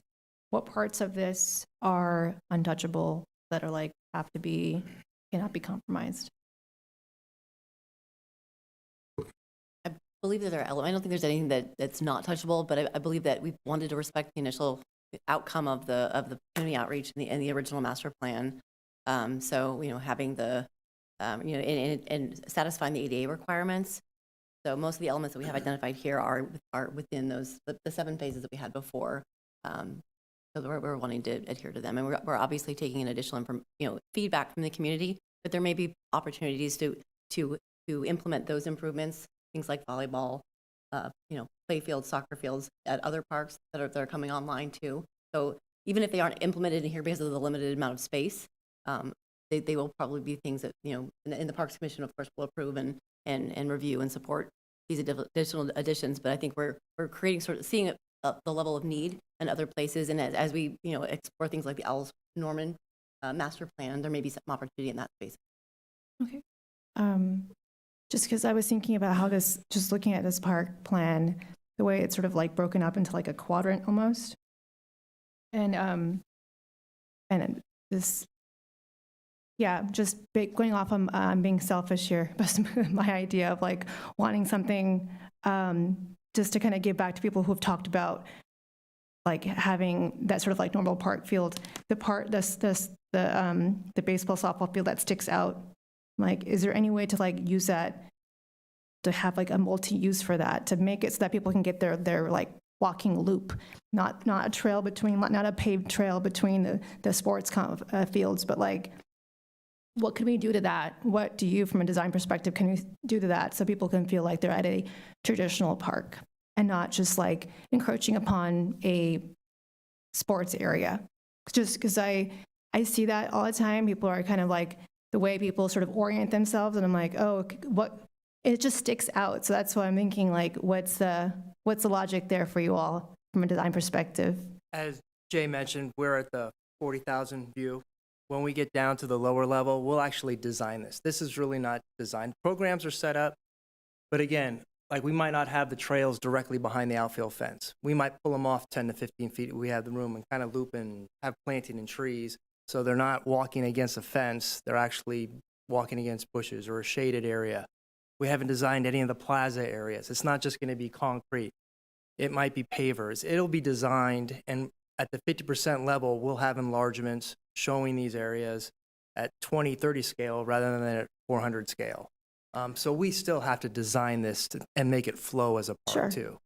And then what if like a few months from now you have that kind of more sort of like, the detailed design perspective, and people are still saying like, no, I don't see I don't see what I want from this park. How do we, because I'm thinking like the farther you get along in this process, and this is our park and this is what we're going to be working with, it costs more to go back and change things. And so I'm just wondering kind of like, how do you prepare yourself for something like that when people are like, I want to see more of a traditional like community park to go and hang out? Well, I think that's why we're coming at the 50%, where if there are some changes, we can do it, and not at the 100% level. Sure. But we're going to do our best to try to make everyone happy. But again, what's there is a sports complex. You have baseball fields, softball fields, soccer fields. So those were one of the main components. And unfortunately, you're adding now an aquatic center that wasn't part of this site now. And so it takes up a lot of space. And again, trying to help out the neighbors with the parking. But we are just going to try to design and make this a park too, not just a sports complex. Okay, thank you. All right, I just have one final thought. These 3 adult softball fields, is that to expand the current adult softball program that we currently have in place? Because I know that gets pretty busy every year. I think it's on Todd Hunter and Cary right now, right? Is that right? And those fields are lit, is that correct? Or are they generator brought in? They're lit. They're lit fields? They're lit fields. Okay, so are there's no plan to light these adult softball fields, correct? Or is there? Yeah, they're lit as well. So it's replacing like for like. It's just lit fields as well. So that was my next, so I guess that's my question is, since they're lit and those are lit, is this an expansion of the adult softball program or is it a replacement? A little bit of both. Yeah, it'd be more of, we're not adding any more fields than what we have currently. So it's not expanding as far as programmatically speaking, as far as more field. No, we're adding 3 more fields, right? Because there's currently 2 there now? Fields. Yeah, so there's going to be 5 total. So we're adding 3. Yes? No, there's 2 softball fields right now. Mm-hmm. And so we're adding 1. There's 3 now in this plan. No, in existence of what we have right now today, we have 2 at Cary and Todd Hunter, correct? Sorry. Correct. Right? And then this plan is going to add 3 additional in addition to the 2 that are on carry? One additional. Because the soccer fields are going to be taking over. Got it. That's my question. So they're replacing some of the fields that are on that corner, right? Yes, Both of them, it looks like. both. Yes. Okay, so there's going to be 3 total when it's all said and done. That's right. Correct. Yeah. Correct. Now I'm on the same page. Okay. Thank you.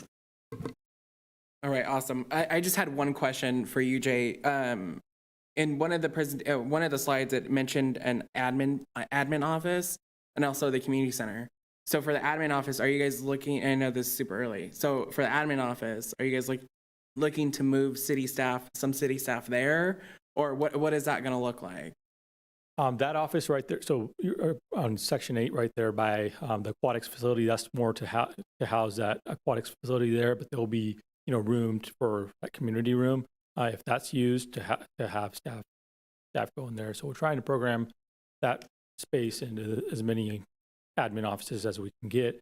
Likewise, with the maintenance yard, is to add admin offices there for the maintenance folks that'll be there, housed there. Okay, no, that makes sense. Because when I think about admin office and the community room, I think of the boathouse, of how it's kind of like that multi-use where it has offices on one side and then that community space. Are you guys gonna do rentals as well for that space? Yeah. Just to bring in Yeah, revenue? I mean, Bright Park is going to be its own living, breathing animal. So we're going to need probably, full-time staff, the maintenance staff and then admin staff as well to manage it. It'll be kind of like the rec center has its own programming. Oh, Paul, it looks like your job is just going to get better and better. But yeah, no, that concludes all of our comments. Thank you so much. I mean, I know a lot goes in. Thank you to our Verde team as well. I know a lot goes into these plans. So thank you so much for all your guys' hard work and just going through the community engagement process. I know that's huge. So thank you so much. All right, so we're going to be moving on to general administration functions. So that moves us to the director's report. Good evening. I am Erin Rivas. I am the Parks and Recreation Business Manager, and I will give the director's report this evening. The first community engagement event, as you know, occurred for the Bright Park Master Plan Implementation Project on January 24th of 2024. It was attended participated or attended by and had over 90 participants at the event. And the city hopes to have design complete by fall 2024 and begin construction spring of 2025. The Southport Levee Trailhead construction is nearly complete, with construction expected to be completed in March. Due to some rain days, there's some delays, but it looks really good. So if you get out there, it looks really sharp. The West Acre Park is at about 90% design. Construction is anticipated to start December of 2024, completed by May of 2025.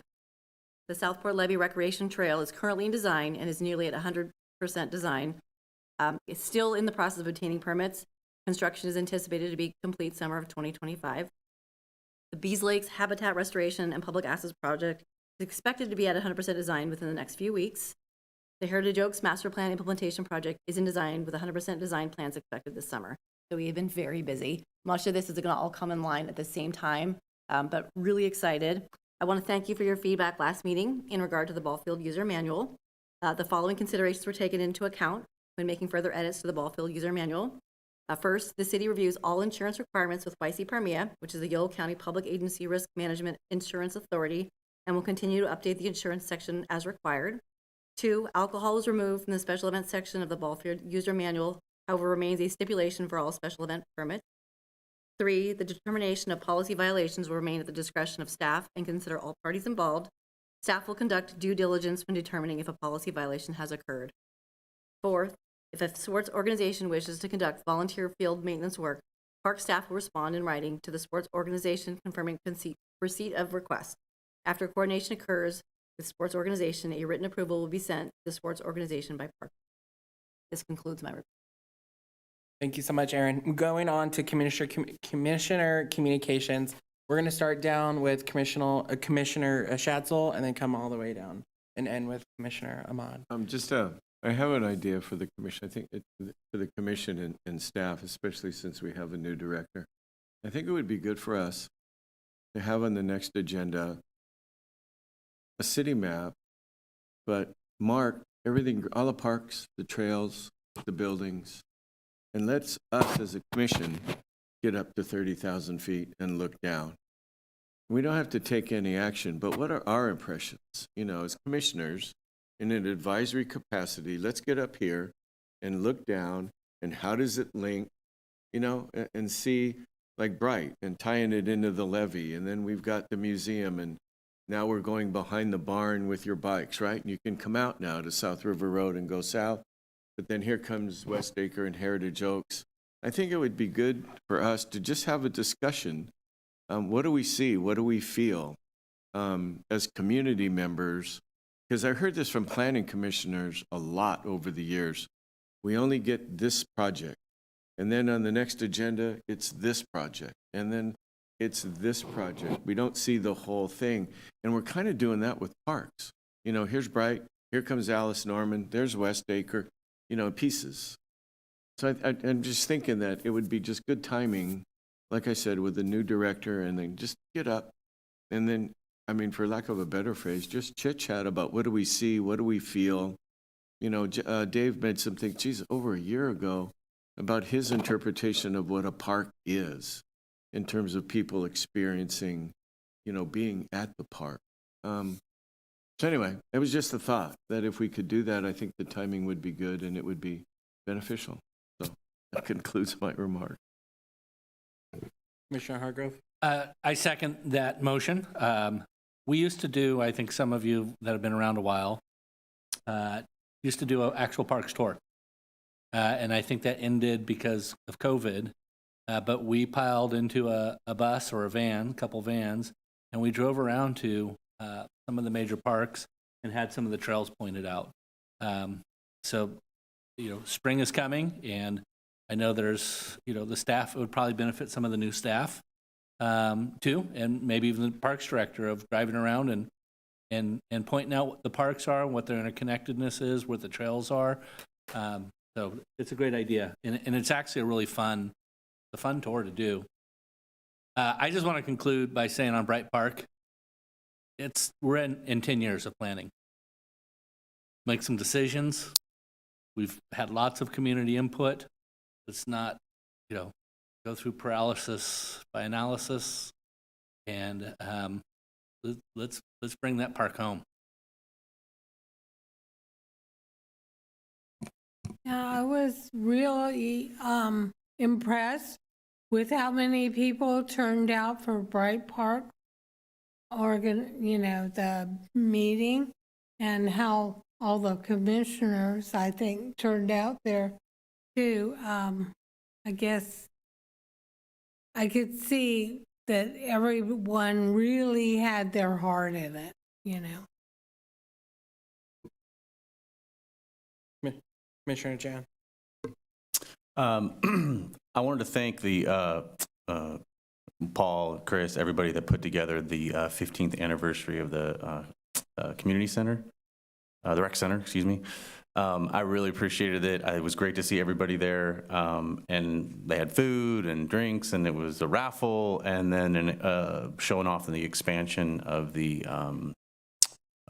weight and exercise areas. So if you haven't been to the rec center in a while, I highly recommend it. You guys are doing a fantastic job, and I just wanted to say thanks for inviting everyone to come and celebrate with you guys. It was a really good thing, so thank you.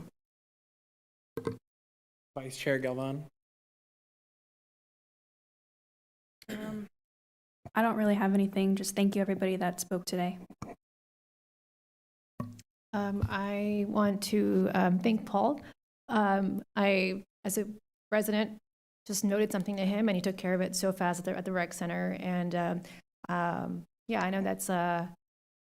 I just wanted to appreciate that. And I'm not saying every resident's going to come in with something to say, and Paul's going to like take care of it right away. He's not a magical genie, but like, but I think just it was appreciated that you were so responsive to what I had to say. But also, I think I had a chance to utilize the rec center, and it's amazing to me. People have been here like long-time residents, longer than me, and still don't know like kind of extent of things that we have to offer at the recreation center. So it was nice to be able to kind of like show that off and like, you know, teach them about the things that are available here, and then on top of that, to have you respond so quickly was kind of like the cherry on top because they're like, wow, look how amazing they all are there. So thank you for demonstrating that. And I want to just echo what Commissioner Schatzel and our group said about the tour. I was a fairly new commissioner, like back in 2018 or something, 17, we did that tour, and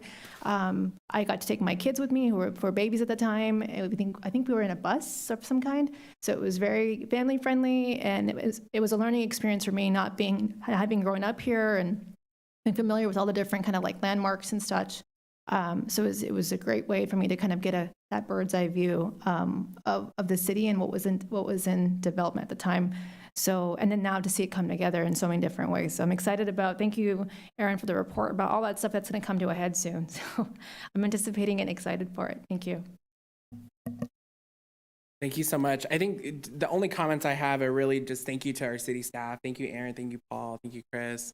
Thank you, just everyone for, just putting on that wonderful Bright Park implementation project meeting. It was just amazing. I ran into so many people that, for one, like all my aunts, all my cousins. So it was good to see the community come together and really just talk about a park that, we all grew up going to. I mean, me personally, I grew up going to that park all the time. I remember being a kid when going to that pool, and I was probably still a baby because I was born in 2001, but like I was so young, but I remember going to that park. So it's so sentimental to me. So just knowing that our city staff are putting in that time and that effort to make it that community park it's so amazing.